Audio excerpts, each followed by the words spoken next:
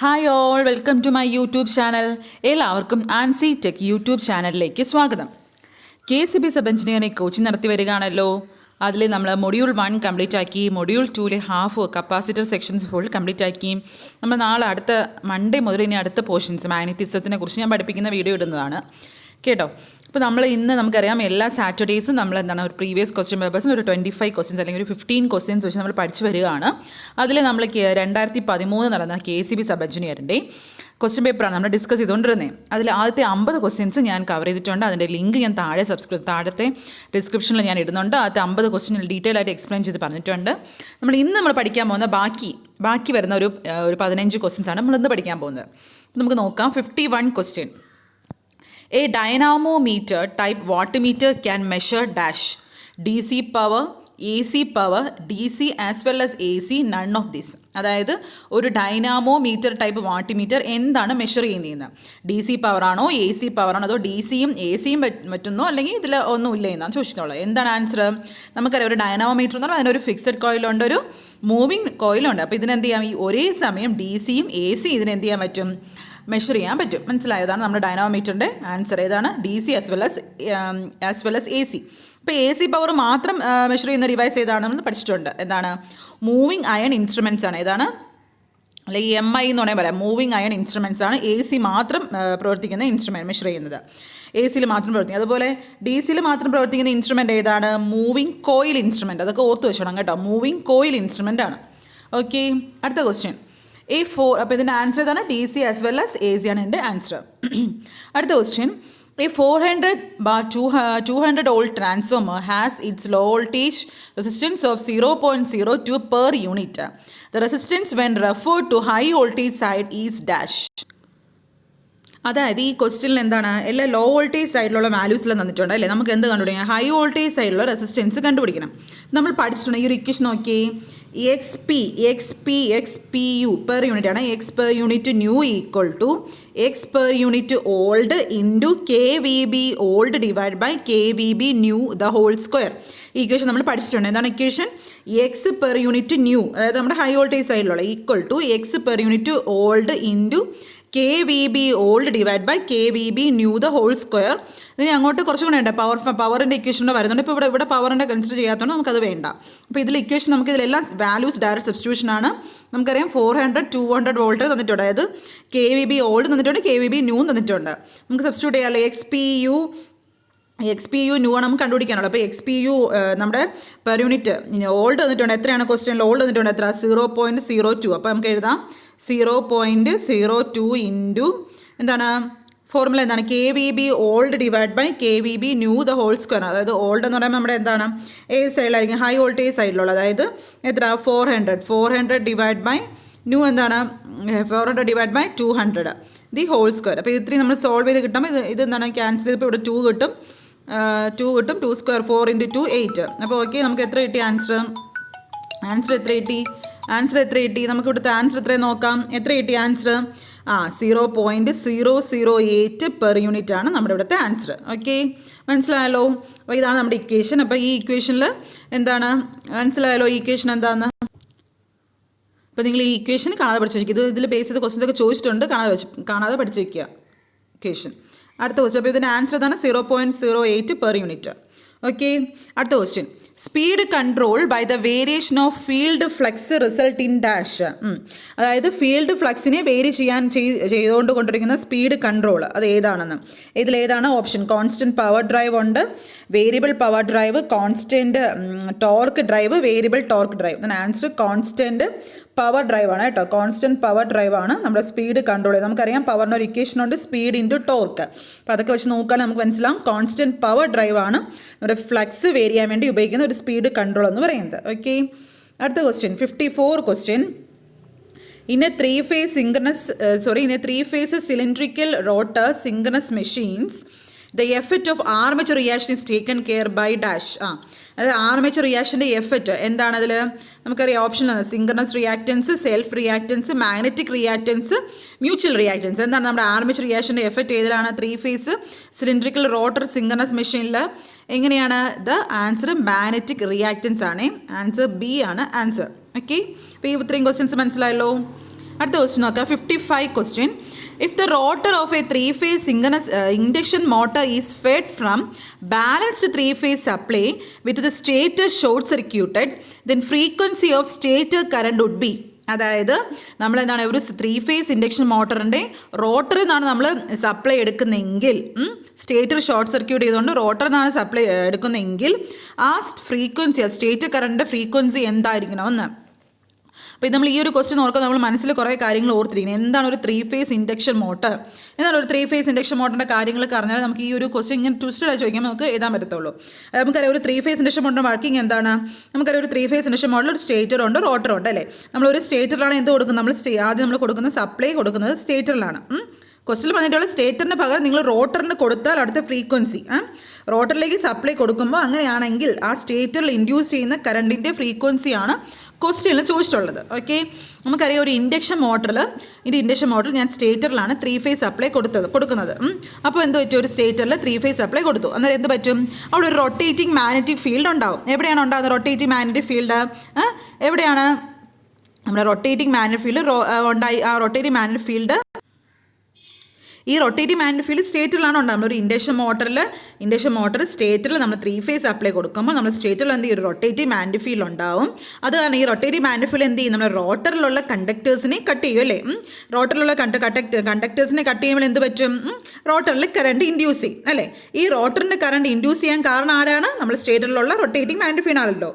ഇനി നമ്മൾ എന്ത് ചെയ്യുക, ഇതിനെ ഒപ്പോസ് ചെയ്യാൻ നോക്കും. ഈ കറണ്ട്, ഈ റോട്ടറിലുണ്ടായ ഇൻഡ്യൂസ് ചെയ്ത കറണ്ട് നമ്മൾ ഇതിനെ ഒപ്പോസ് ചെയ്യാൻ നോക്കും. ആരെ ഒപ്പോസ് ചെയ്യാൻ നോക്കും, ഈ റോട്ടർ കറണ്ട് ഇതിനെ ഒപ്പോസ് ചെയ്യാൻ നോക്കും. ഈ റോട്ടർ ഉണ്ടല്ലോ, ഈ റോട്ടർ നമ്മുടെ ഈ റൊട്ടേറ്റിംഗ് മാഗ്നറ്റിക് ഫീൽഡ് ആ ഒരു സെയിം ഡയറക്ഷനിൽ കറങ്ങിയാലേ അതിനെ എന്ത് ചെയ്യാൻ പറ്റുള്ളൂ, ഓപ്പോസ് ചെയ്യാൻ പറ്റുള്ളൂ അല്ലേ. പക്ഷേ എന്താണ് അവ തമ്മിൽ ആ ഒരു രണ്ടുപേരും തമ്മിലുള്ള ആ ഒരു റിലേറ്റീവ് സ്പീഡ് അവിടെ എന്താവും, 0 ആകും. അങ്ങനെയാണ് നമ്മൾ ഈ റോട്ടറിൽ ഇൻഡ്യൂസ് ചെയ്യുന്ന കറണ്ടിനെ നമുക്ക് എന്ത് ചെയ്യാൻ പറ്റുന്നത്, ഒപ്പോസ് ചെയ്യാൻ പറ്റുന്നത്. ഇങ്ങനെയാണ് നോർമലായിട്ട് ഒരു ഇൻഡക്ഷൻ മോട്ടർ നോർമൽ കേസിൽ വർക്ക് ചെയ്യുന്നത്.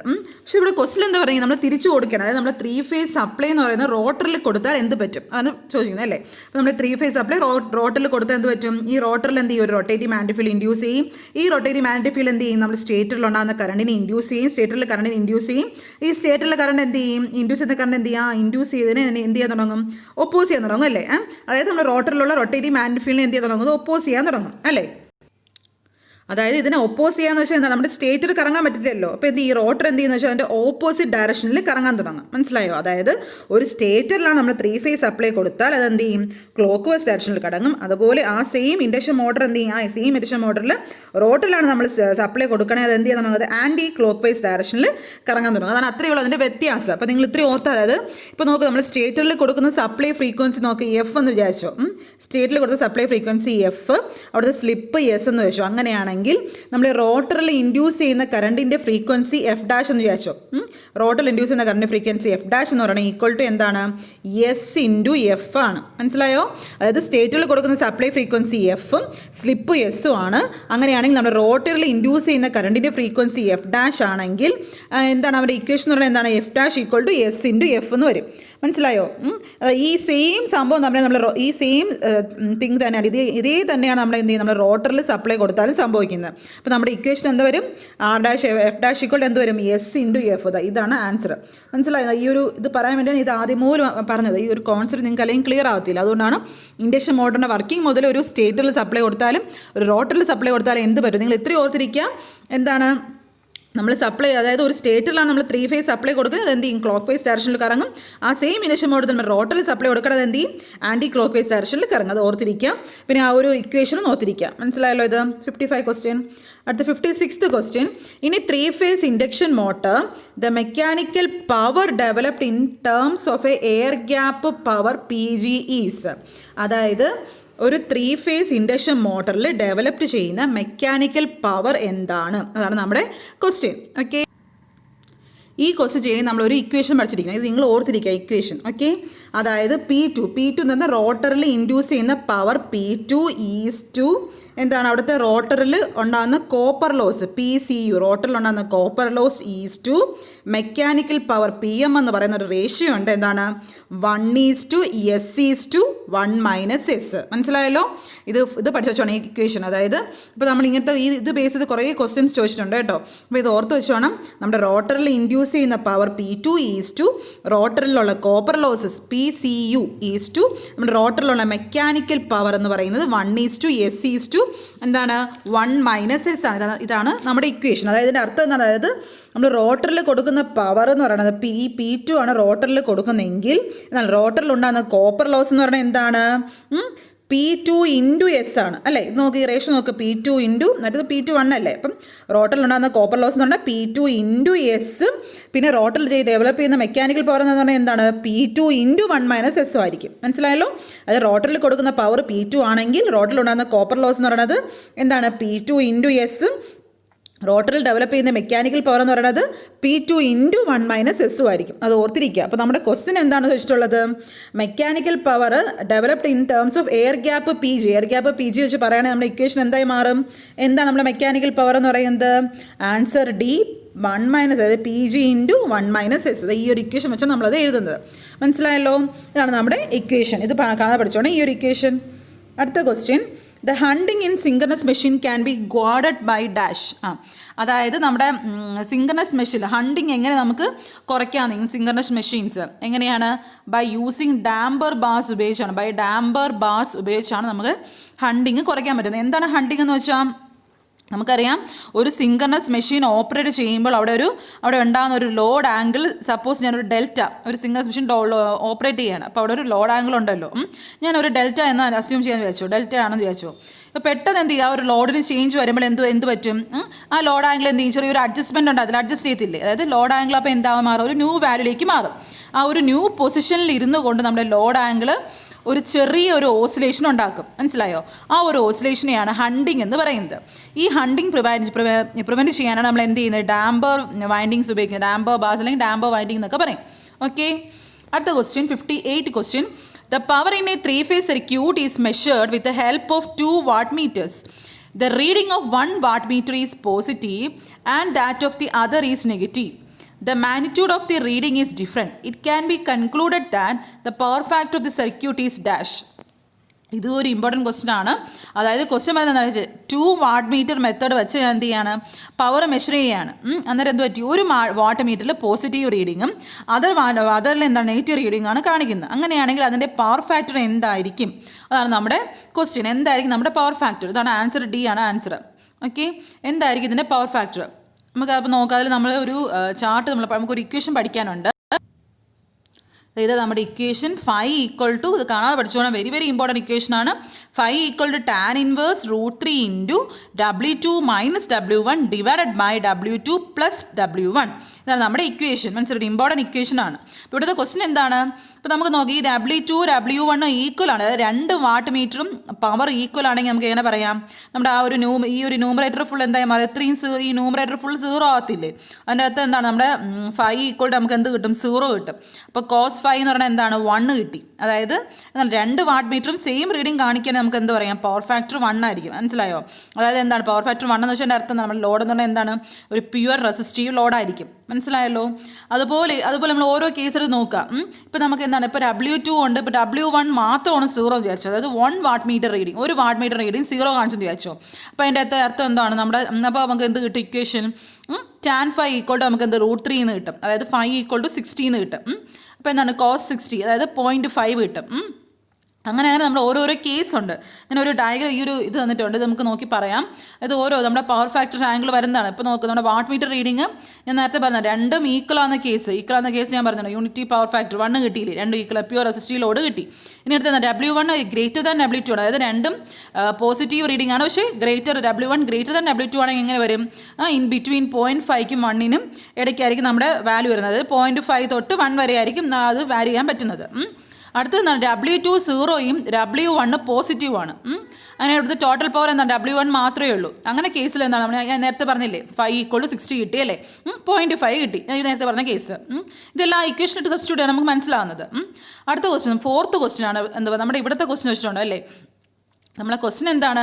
വാട്ട് മീറ്ററിൽ ഒരെണ്ണം പോസിറ്റീവ് കാണിച്ചു, ഒരെണ്ണം നെഗറ്റീവ് കാണിച്ചു. അപ്പോൾ ഇതാണ് നമ്മുടെ കണ്ടീഷൻ. ക്വസ്റ്റ്യനിലെ കണ്ടീഷൻ ഇതാണ്. മനസ്സിലായോ?